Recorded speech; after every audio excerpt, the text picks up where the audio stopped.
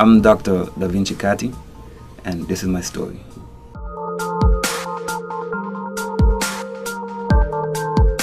I grew up in Sadler's Village, in the countryside of St. Kitts, and in the Lower Project. Today I'm actually a dentist, working in Newtown Dental Clinic for the government, and I'm also the sole owner of New Era Dental. My hobbies are actually going to the gym, where I love to keep fit, and also riding the waves and jet skis. I actually love the way my life has been going now. I mean, I've seen a lot of struggles, but today I can actually say I've actually done something.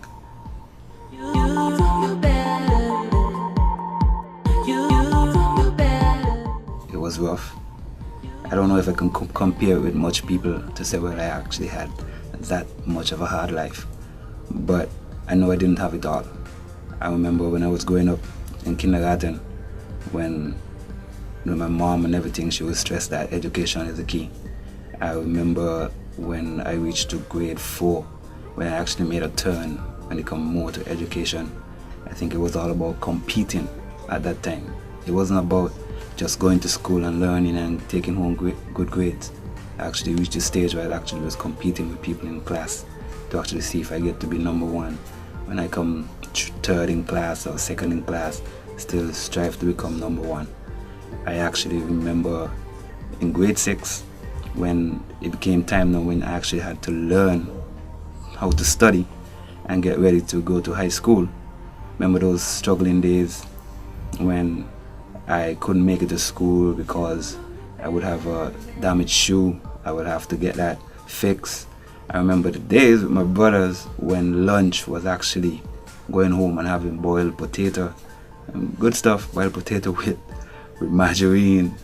But those were my days. It wasn't all fun. I didn't have the luxury of, don't even remember coming to town as a little boy when I was in primary school. But I did enjoy them and learn a lot from them.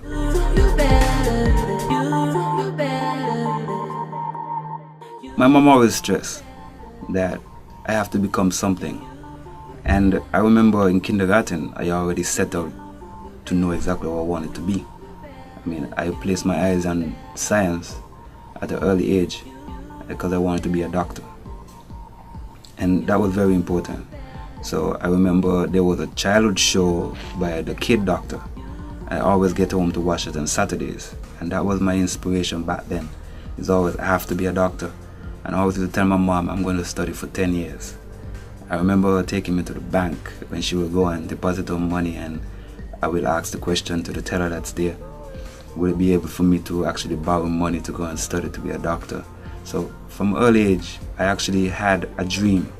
But there were times in primary school, I remember, it wasn't much of, oh, let me kill myself to be what I have to be, but just make sure that I make my mom proud and compete in class.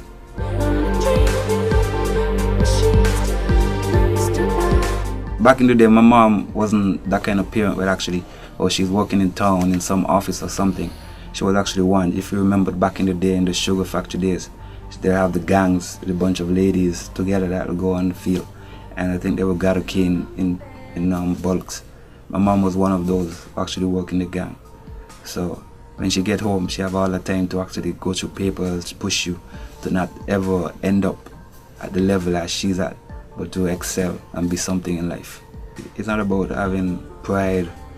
I wasn't ashamed of it or anything. I mean, today, when you look at the world, you could actually say, oh, man, my mom had a hard life. So you look at it as something where she was struggling. But when you're younger, you don't really see that. Your mom is working, you know, you get something to eat at the end of the day. And that was it. But I do remember actually when she actually went to town and she actually got a job out of the factory now. She actually working inside a factory in town. I remember Luchan. And that made me proud, you know, my mom was stepping up.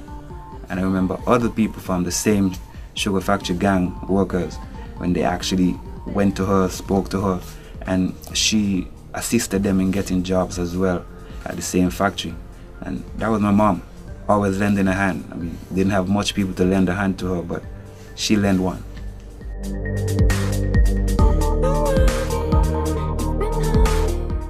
I wouldn't really say I was that different, but to say I'm different, I mean, because my mom was always on me, and the fact that she worked in the sugar industry and the gang, as a sugar gang worker, she would always come home. She have the time. She always push me. She always let me know exactly I'm not supposed to end up like them.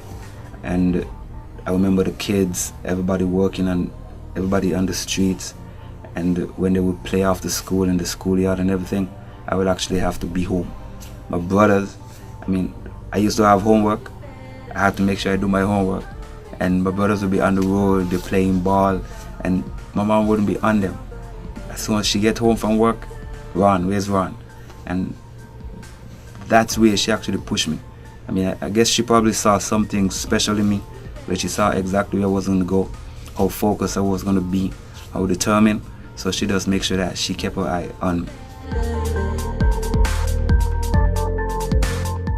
Somewhat, my bigger brother used to say that. I mean, there were many times he get punished, and he's like, "Oh, you wouldn't punish Ron, and you always have Ron. You don't love me, you love Ron." But no, I guess she had love for everybody. But sometimes the parent could actually see which one you don't want to go the wrong direction, which one you actually have to nurture a little bit more. And she loved all of us, because I see where she actually pushed him, but then she pushed me a little bit, because I guess from beginning to the end I always have my goal and always kept at it. We always talk. I mean, even today, I mean, I'm like a confidant for her. She would talk to me about stuff all through my life. That would be it. She always come to me. She share her plans. So there was a closeness there when it come to mother and child.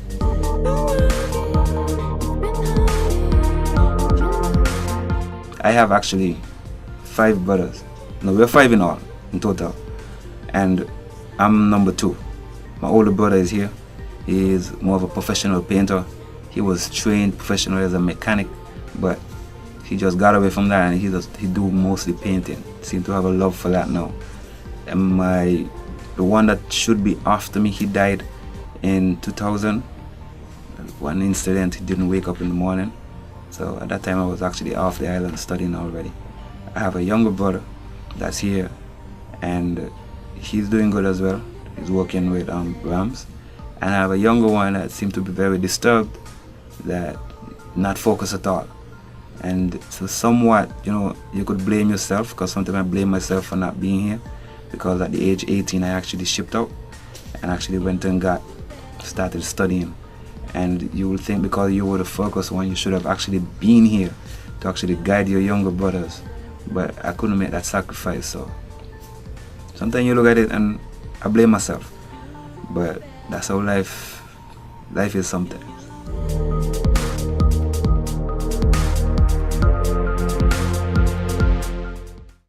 I am Dusty Brown, and I am a volunteer. Currently, I'm a creative arts mentor, and I'm a youth activist, and I volunteer with the Ministry of Youth Empowerment. What has volunteering done for me? It has taught me new skills, developed the old ones, and it actually taught me how to be a team player. What does it mean to me? Volunteer means to me greater opportunity, and not just greater opportunity for me, but greater opportunity to change the world. One person can make a difference, and once that the difference is multiplied, it is life changing. Volunteering has countless benefits, so volunteer. Give, gain, grow. Volunteer.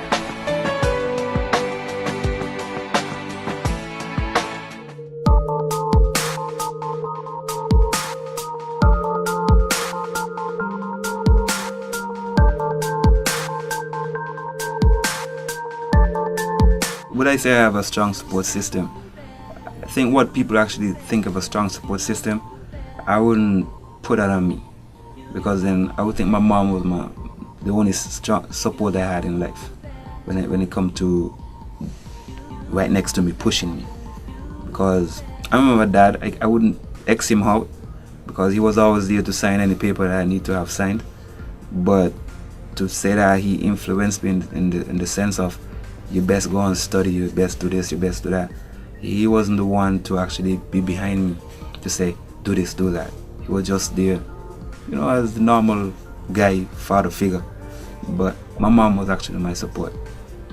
She saw me from beginning, and she pushed me all the way. And where she couldn't come up with it, she'll find some way. So strong, yeah, I think my mom was strong enough.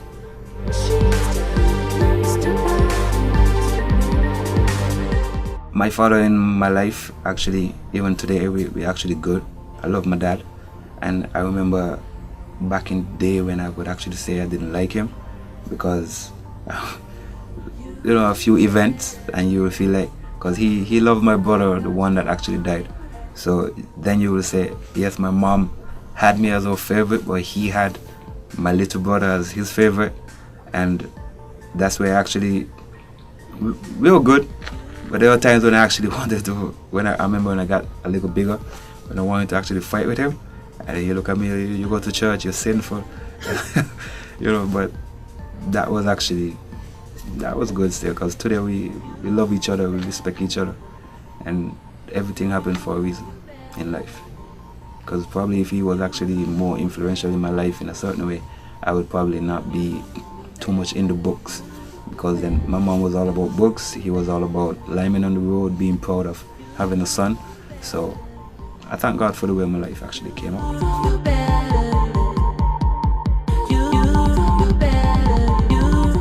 And presently I'm a father of 2, and I'm very proud. I mean, there are times when my wife say, well, you don't even kiss your daughter when you're leaving. And it's not that I don't, it's just that I'm a busy man, but I spend tremendous time with them. My son always want to leave with me when I'm going out. And my daughter right now, I mean, she's just 5 months, and she's always looking at me when I leave through the door. When I come in, she's all over me. So I'm proud, and I will spend my last breath just making sure they become everything that they want to be in life.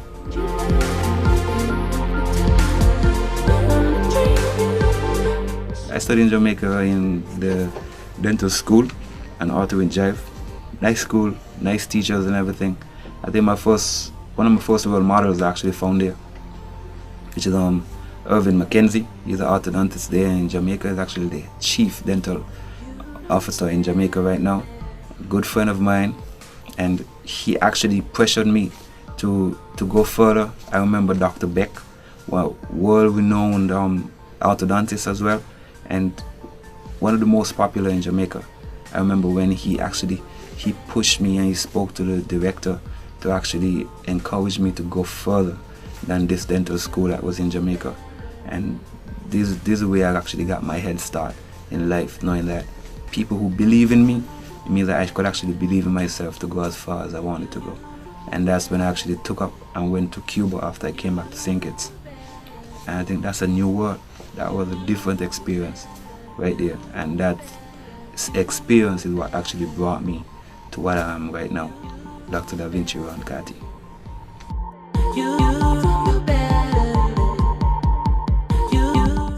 Cuba. I mean, if we mention Cuba, then it's more about encouraging people to actually take the opportunities that government have right now, actually with these scholarships to actually go to Cuba and become something. Yes, it's free. Yes, it's you don't have to, just make sure you have your studies in line. Some people say it's a struggle, but I will tell you straight, when I went to Cuba, I was just ready for anything. I actually went there just looking for a boot camp. But when you got there, it's full of culture, the teachers are excellent, and you can go anywhere in the world and you'll actually hear about the education in Cuba. It's one of the highest. You will actually see that most Americans actually praise the health service that Cuba have. So you have nothing to worry about. Yes, there are certain struggles because you have to change your culture, and that's everywhere.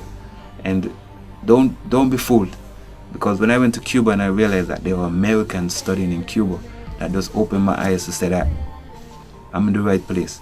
And you have a chance to meet so many people from so many nations that you actually learn so many culture, and you keep focused. There are a lot of things you can do there, and the education will just take you to the high. You learn a lot when it comes to practical. They actually prepare you to actually take over a whole community. You can run a community itself. So preparation itself is top. And I learned all of that in Cuba. And I think that's where I actually found my second role model. That's my professor, Nelsa. She was one of the best when it comes to infant dentistry. And she saw me from beginning, and she actually just looked at me and said, you have a gift. And those words just stick in my head. And she pushed me a lot. So all I could say is thanks to Cuba. And they made me what I am today. And I could never be ungrateful for that.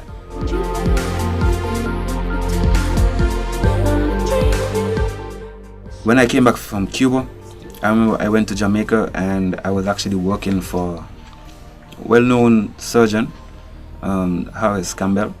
I mean, good friend of mine. He was actually a teacher of mine as well when I was in Jamaica.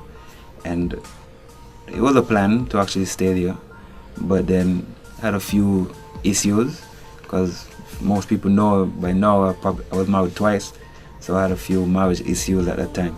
So then my plan was just to leave that behind, and then leaving that behind me that I had to actually come back to my country where I could actually make something. So I came back to St. Kitts. I remember when I actually started working, it was like I came back one day and in 2 days I was actually back out to work, somewhere around there. And then I started working private as well as a part-time with Dr. Blake at the Square. And that was a working experience as well, because I was more set for hard labor, because then you would leave one work at the end of the day and at 4 o'clock you'll be in the next business office and you'll work up until about 8 o'clock. And so hard work, but I always said to most of my colleagues, I'm not here for working for the government, I'm not here for working for Dr. Blake, I'm here for working for the public, just to give service to people. And that's how I see life, working for my people. 2 years at Dr. Blake, that's where the rise of New Era Dental came. I wanted to do more. I wanted to be more in control. I wanted to use a lot more resources that I would find myself getting, because then you're younger, you're more into research. And so I went into my own business where I actually got the tools that I wanted to work with, any equipment that's new outside that I wanted to have a feel of and I could afford. I pushed towards that, and that's where I'm at now. New Era Dental, one of the best things I could have ever done in my life. And not the end of Dr. Ron Carty, because I have a bigger goal than that. And presently, as we speak, I'm actually working on those business plans. But for now, that's where I'm at. Loving it, giving service to the community.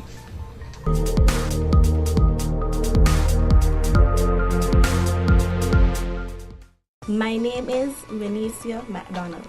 I am a volunteer. Why do I volunteer? It builds team spirit and discipline while giving me the experience to perform or work effectively in different fields. You know what? You can volunteer too. If you see there's something to be done in your community or even your country, take the initiative. Volunteer. Give, gain, grow. Volunteer.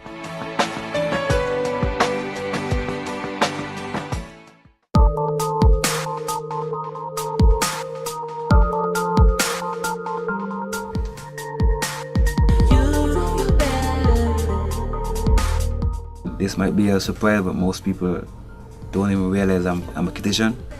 I guess because I have African features, which I've never seen those when I look in a mirror. But most people think I'm from Nigeria. Some say it's because of the way I dress and everything.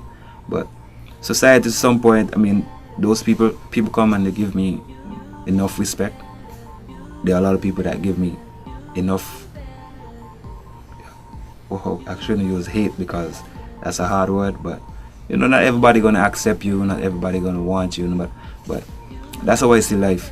I mean, I don't aim to win the whole world, because then it will mean that I'm nothing. Because when people is against me, you find that I feel a lot more stronger, because there must be something about me why somebody could actually don't like me. But I find when I'm on the road, I mean, when my patients come up to me or people who have heard of me, when they call me doc, or when they shake my hand, when you do the normal hello like we do in St. Kitts, you will actually find that you feel appreciated. When you hear somebody on the side of the road and they're speaking good of you to somebody else, you feel good, proud. When I hear somebody talking bad about me, I still feel 2 times proud, because then it means that there's room within me to actually improve. And I use this as my strength, because I'm not perfect. and you know that. And if you think you're perfect, then you're a big failure. And I'm not a failure. I'm actually a succeeding guy. I keep going, keep lifting myself. I get respect from, I know people come to me for advice. I love giving advice. And the young people look up to me. I mean, I hear people say when I pass in my vehicle, no, that's the ghetto dentist. I mean, so, you know, people see you from where you come from and where you're going. So people actually give you that kind of praises that you actually made something of your life. I see people from Saddlers, especially when they come to my office, they're so proud of what you do.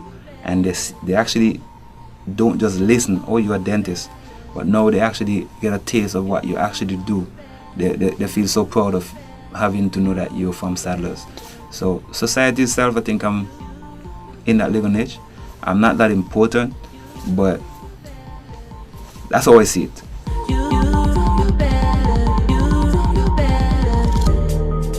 Society in a whole, in St. Kitts, what I would love to say to them, don't judge a book by its cover. Always try to get on the inside of that book. Read up as much as you could read. And those who actually have made it in life, don't look down on those who are actually struggling. Don't look down on those who actually don't feel like they could go anywhere. If you're not going to give a word of advice, don't think bad of somebody.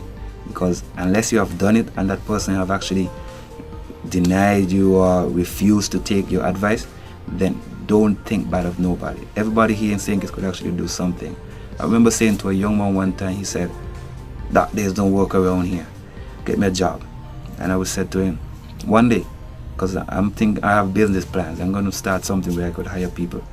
And he said, but for now, what I'm going to do is like, listen, what you can do, go get a machete and you go and you cut some grass. He said, but not even that they want to pay because you're charging them too high. And he said, but what do you mean you're charging them too high? I said, look, there's not much money spreading right now. Just go ahead. You said, I'll do it for $5 today. You do it at the best at what you could do. Do it as good as you can. And then you'll see that the next time you go back, you'll be offering $50. And that's how you get a job. Because today you're not going to make anything, but if you do it for the less that you could, the least, then at least tomorrow you'll be well recommended and be highly paid. So there are business opportunities in St. Kitts. We can't just depend on the government. We can't depend on the corporate areas and those people. We can't just depend on them. We ourselves could actually go forward and make things work.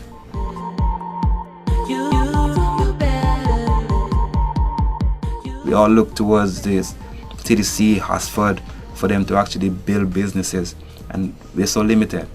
If you look around, we have nothing to do in St. Kitts on the weekend, nothing for a kid to do, and small little things that you can do for them. What about clowning? Do you ever see anybody in St. Kitts, any people going around doing parties? How much people doing that? How much of us there on the street you can give a joke? You ever think about going to a bar and saying to the manager, come on, let me come here and give some jokes for a night, stand-up comedy for a bit. You watch TV and you like it. You go with your friends and you're actually giving jokes all day. How about using it to make something of yourself? So the opportunities, they're just there, they're not hidden. They're right in your face. You have ideas, but then you blame it. You say, oh, if I go to the bank and ask for something, I'm not going to get it. But you keep pressing because that little bit that you can put together could actually start you off. And you starting off will only encourage these financial businesses to actually help you, because then they see that you're actually pushing to go somewhere. My thing is, I have a lot of business plans, big business plans, things I can't even afford. But when I'm thrown down from one person, refuse to give me whatever I need to support these kind of business plans that I have, I just keep going. And you could always change your business plans, change your ideas in life. You don't get a job today from TDC, then you can go to a next place. If you don't go get a job from this one, don't just blame it on nobody. Go ahead and make life for yourself. I'm not saying to go into crime, because if I want to speak about that, what I don't really like in life right now is that some people actually look at the fact when our young people are locked up away for 30 years, 50 years, that yes, we got rid of one, yes, we got rid of two, and we shouldn't be proud. I always look at it, we shouldn't be proud at all, because 50 years from now or 25 years from now, these will be the same uneducated people that's going to come back into our society. They wouldn't have even been rehabilitated. They're just there. The same concept. No training skill. They cannot do nothing. So then we shouldn't be proud of it at all. We should actually be working hard enough so that these young people would not end up behind bars, because all we're doing is destroying ourselves and preparing for a future that will not be bright at all, because they will be the same one coming back.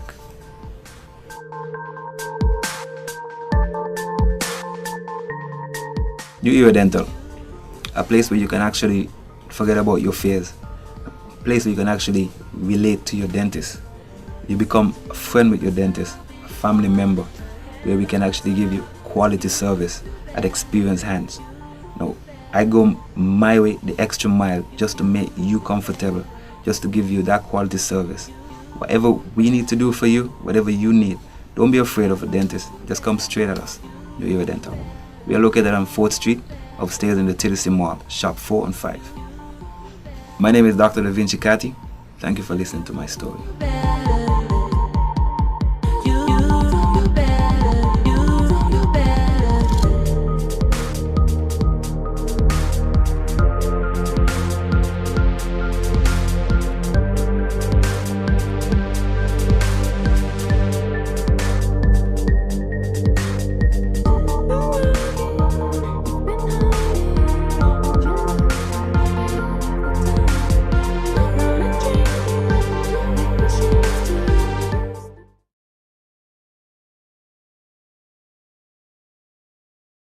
My name is Sharon Cannonier and I am a volunteer. Why do I volunteer? Well, mainly because I get the chance to just give back to my community and help others who may need my assistance. I have been a volunteer for about 11 years with the St. Kitts Nevis Red Cross Society and with the Ministry of Youth Empowerment for 5 years. I have counseled youths on peer pressuring and also HIV/AIDS. What I will say to persons who would like to volunteer, do it. It's an opportunity to mix with different people from creeds and culture. You also gain experiences to give back to your community, and you can also grow. So volunteer. Give, gain, grow. Volunteer.